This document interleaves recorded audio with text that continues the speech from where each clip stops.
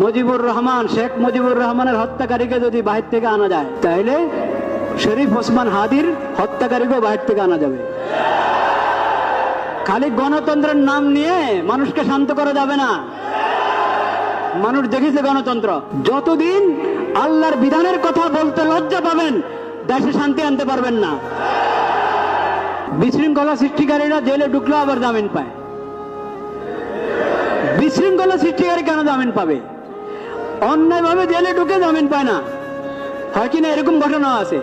কিন্তু বহুত বড় অপরাধী, পাপাচারী জেলে ঢুকে জামিন পেয়ে যায়, জামিন পেয়ে বেরো বিদেশে চলে যায়, হত্যা করে বিদেশে চলে যায়। হত্যাকারীদের মুজিবুর রহমান, শেখ মুজিবুর রহমানের হত্যাকারীকে যদি বাহির থেকে আনা যায়, তাহলে শরীফ ওসমান হাদির হত্যাকারীকেও বাহির থেকে আনা যাবে।